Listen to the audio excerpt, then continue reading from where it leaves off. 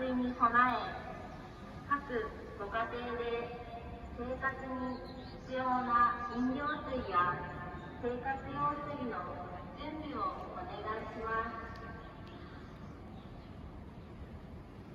企業局よりお知らせです。現在の気象情報では、台風が接近する予報が出ています。台風により停電が発生しますと、断水する可能性がありますので、万一の断水に備え、各ご家庭で生活に必要な飲料水や生活用水の準備をお願いします。